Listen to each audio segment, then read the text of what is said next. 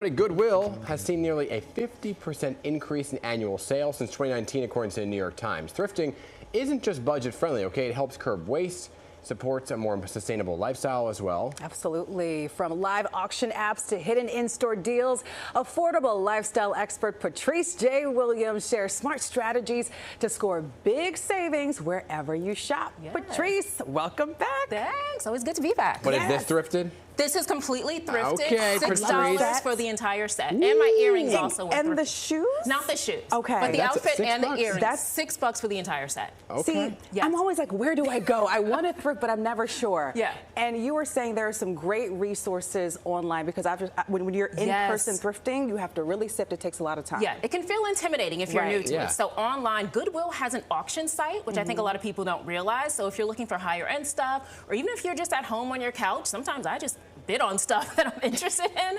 But there's also a really fairly new-ish app called Whatnot. That's where I got this entire outfit from. It's a live auction site. It is absolutely addicting. People sell clothes, jewelry, accessories, and they start at just $1. So even if you're looking for designer items, like I had my eye on like a designer purse, you can look for that. They have home goods. It's pretty much everything that you could want, and doing it from the comfort of your home. I've even been on the train sometimes and like buying stuff. So you get a deal, but you also get the competition factor. You're like, oh, I got it. I always say though, make sure you have a budget because you can get a little crazy with that because you feel like you got to outbid everyone. Right. Okay. And is there a possibility to maximize savings? But we always talk about stacking deals in other stores. Yes. Can you stack deals thrifting? Absolutely. People don't think that thrift stores have sales, but they do. So I've gone to coat sales where I got a vintage Dior coat for $23. I've gone to like home sales where it's specifically for home goods. And I was mentioning Housing Works to you throughout the city. I love Housing Works. Okay, so you know. I'm obsessed with Housing Works. They are amazing. I love Housing Works. They just had their best of spring sale. It's a curated collection. So again, if you're looking for designer pieces, you're looking for outerwear, they have something very specific. And at the end of this month, they're having an accessory sale that is legendary. So that's where you're really going to get those massive savings. And what's great about Housing Works is I used to bring you can bring stuff there too to them as well. That they get absolutely. So it's all good. It's a whole circle of life. Absolutely. Right. Yeah. So you have to have a strategy because like you mentioned, there's certain places that are good for outerwear, accessories. What is the strategy when you're like, okay, I'm ready to thrift? You're ready to thrift. Sometimes people are like, oh, I'm going to go on the weekends, which is normal for most people's schedule, but that can feel a little intimidating though.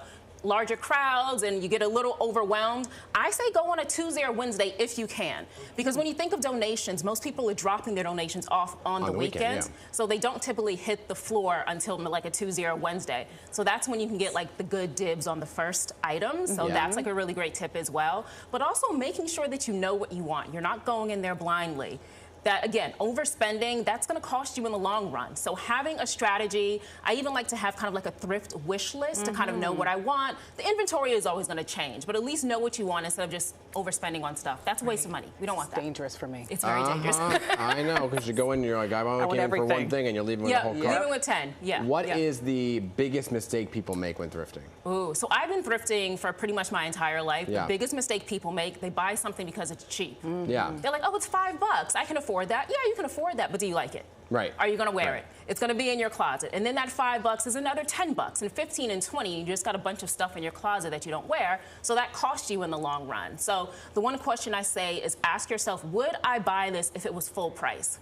And if you say no to that, then you probably don't want it. You're just buying it because it's cheap and you got a deal on something. So you got to be mindful of that for sure. That's a good point, really good point. The key is like the overarching theme is sustainability, right? So are you thrifting as much as you would shop, or are you still kind of confining yourself like, okay, I'm going to do a couple pieces a week? Yeah, I limit myself because there was one point when I was just thrifting because I could. And again, I'm like, it's cheap. I need to buy everything. And I purged about 1/4 of my closet and I gave away so much stuff. I'm like, I can never do this again, just hoarding things. So again, having that thrift wish list, knowing what you need, knowing what works for you and what doesn't.